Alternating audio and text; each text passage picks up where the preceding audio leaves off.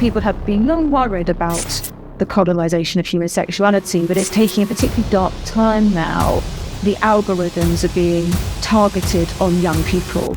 Girls are being taught across a lot of social media that their worth lies in their appearance, their sex appeal, that this is where their value lies. And it's a tragedy for boys as well, because they are being taught that sex is about buying, consuming. Girls are being taught to sell, boys are being taught to buy, and OnlyFans is taking a 20% cut. This is the colonization of our sexuality. So you've got these management agencies, for example, that are scouring the internet that will be suggesting OnlyFans sex work to young girls and then profiting from that as e-pimps. You've got OnlyFans itself that has a recommend a friend scheme. We have Body Blue, who seems to have absolutely no problem with sleeping with 1,000 men in 24 hours. Unlike you or I, that would have a moral compass, she is able to operate in this pretty psychopathic fashion. This is actually having an impact on relationships. 71% of 16 to 34-year-olds have experienced strangulation in sex. When I talk about capitalism, I'm not talking about a market economy. I'm talking about the relentless pursuit of growth and profit. It's always looking for new territory, and the current new territory is young people's sexuality, and I think that's incredibly dystopian. Dr. Ellie, we've shifted from free porn flooding the internet to now women building empires on OnlyFans.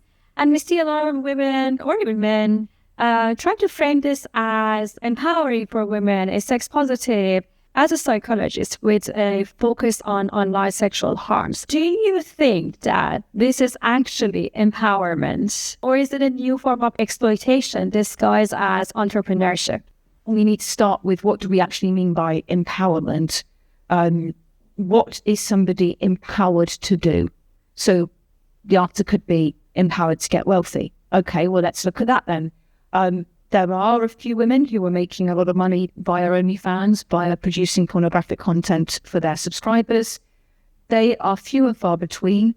The research indicates that the average earnings for a woman on OnlyFans is something like £150 a month. So the vast majority of young women on OnlyFans are not financially empowered by it. But then we need to kind of expand the notion of empowerment. It's not just about money. It's about confidence. It's about freedom, isn't it? The power and the freedom to live a full, good life. And when we look at sex work, of which this is a form, we know that that can really eat away at one's confidence and one's well-being over time, and actually can work to entrap women so that they become less and less empowered. Even if some women on OnlyFans were able to really showcase their empowerment, what is this whole business doing for sexual relationships more generally, and relationships between men and women? And how is it affecting women as a class? How does it feel to be a woman or a girl in a relationship with a male who is subscribing to people on OnlyFans? That's something that we're not talking about. We're not talking about all of those girls and women, and they need to be part of the conversation. It's very interesting that you said that objectification can eat away at a woman's self-esteem. And that's something I've always thought about. How does it affect women's self-esteem? We have a really rich psychological research literature that gives us some answers here, that has zoomed in on sexual objectification and looked at the impact that it has on both the people doing it and on the people experiencing it and kind of performing it. If you sexually objectify other people, so for example, you're a regular user of pornography or of OnlyFans, you're tending to look at these people as physical sex objects, then you tend to see them as having less of a mind, being less worthy of moral treatment, being less intelligent, being less warm. All of these ways in which we're deeply human are not being seen. And if somebody's doing that regularly to, say, women that they're seeing online, then that can then extend to how they see women more generally. Then we flip the coin. How does it feel to be performing a sexually objectified self?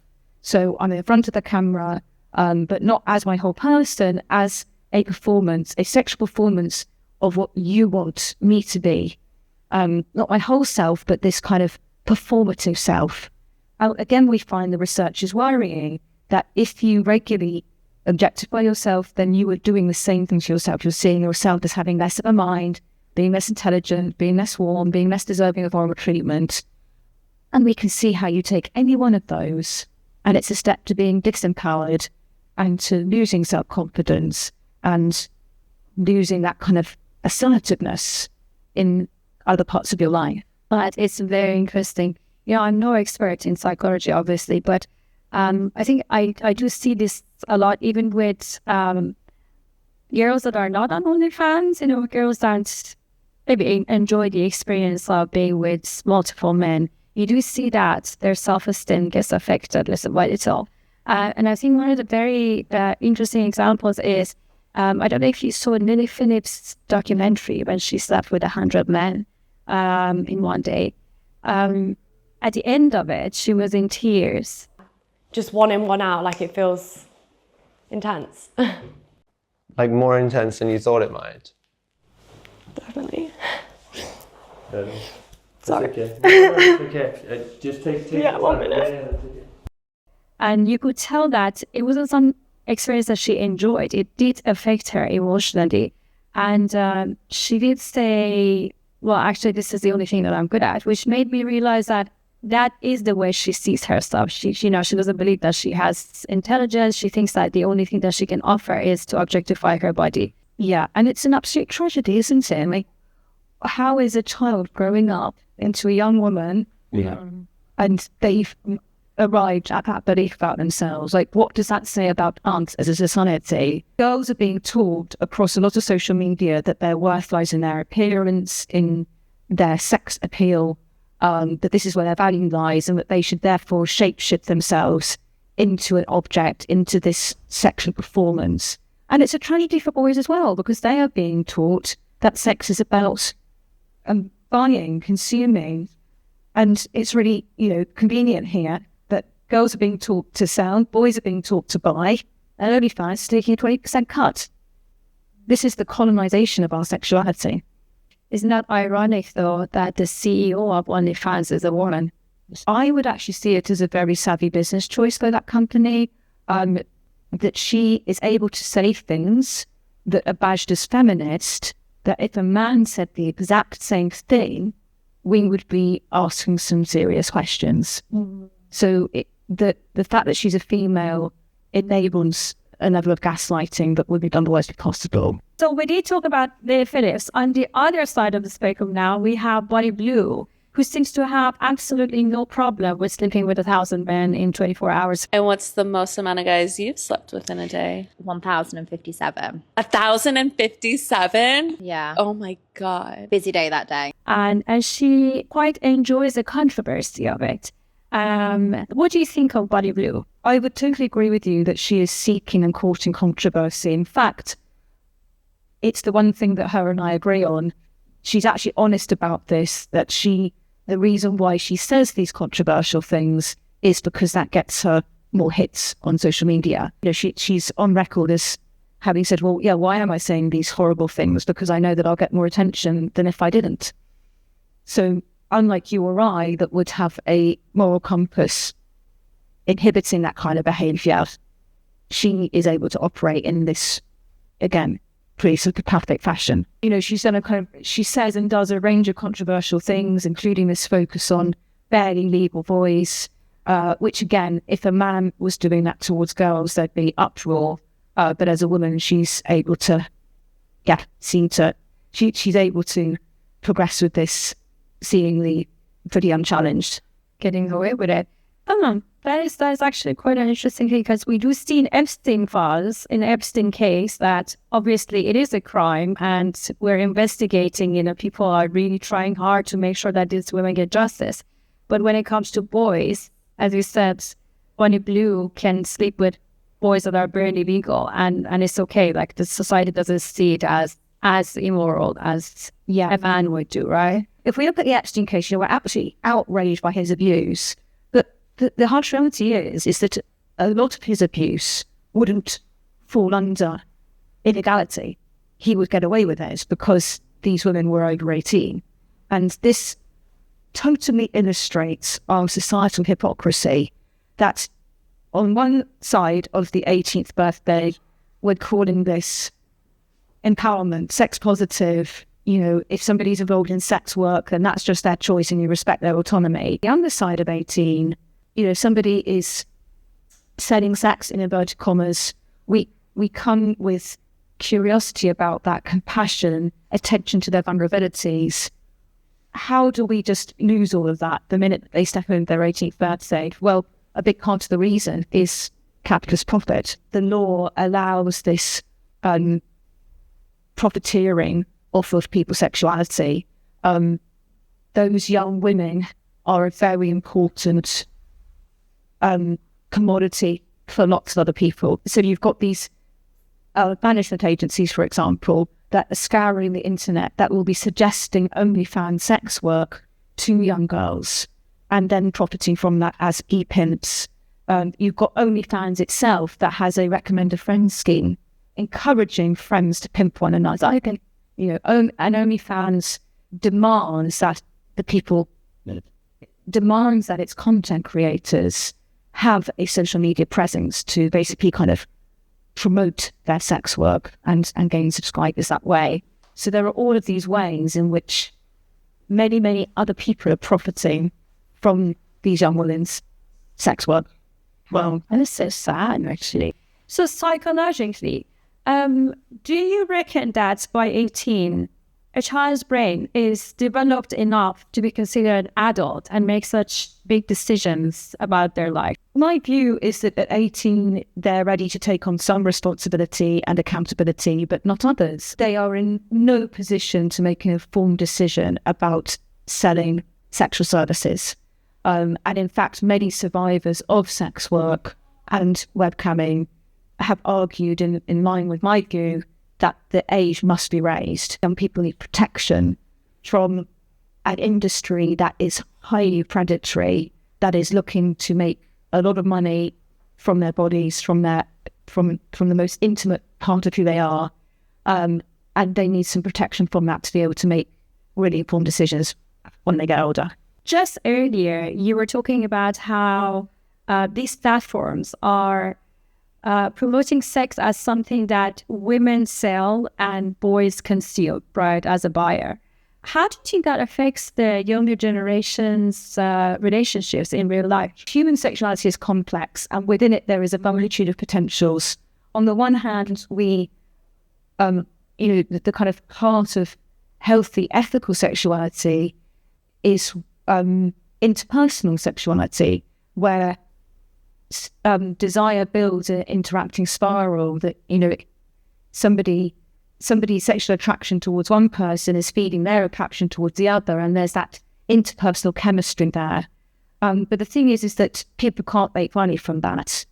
So that interpersonal sexuality, which we know is healthiest and most pleasurable and most satisfying, most ethical, that's ignored by the industry, and instead it seeks to cultivate and foment impersonal sexuality, commodified sexuality, which it is obviously then taking a cut off. People have been long worried about the colonization of human sexuality, but it's taking a particularly dark time now where the algorithms are being targeted on young people. When I talk about capitalism, I'm not talking about a market economy. I'm talking about the relentless pursuit of growth and profit, and that it's always looking for new territory, and the current new territory, it's young people's sexuality. And I think that's incredibly dystopian, and we need to be calling it out for what it is.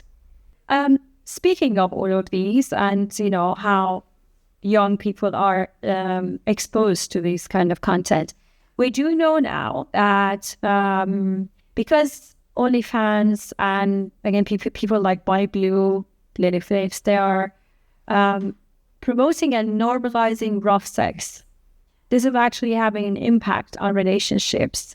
And I do hear from doctors that they do get cases where girls have been voluntarily experiencing strangulation, choking, and this is actually very disturbing. And there have been cases of women that have died from this kind of practice. What are your thoughts on that?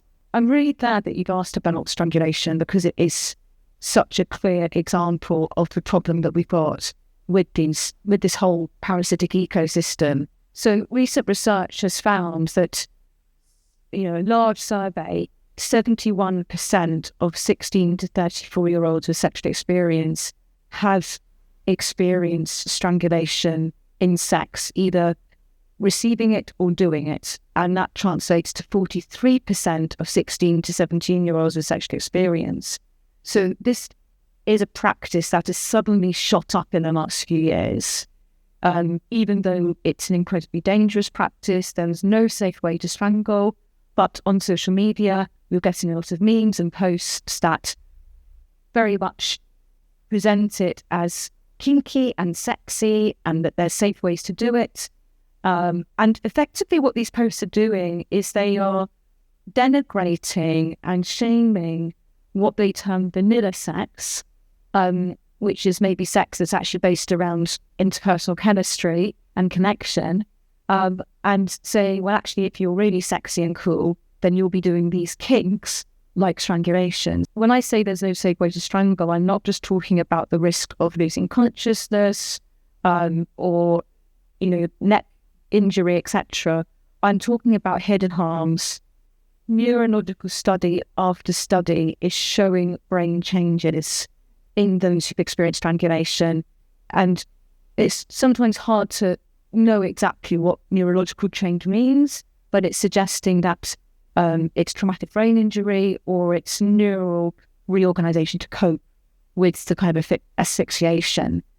So, this is really concerning, but as long as someone's making a lot of money from it, who cares?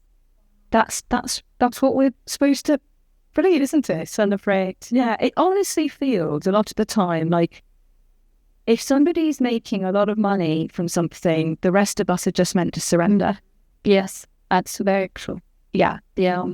So, this is actually very concerning. So what would your advice be for parents to, how can we get involved and teach our children that this shouldn't be normalized? Yeah, and there's lots of different things that we can be doing. I'm a big fan of the campaign to raise the age. Having been somebody that for many years has campaigned for safety by design, so a ban on the algorithms, moving to intention-based algorithms, for example.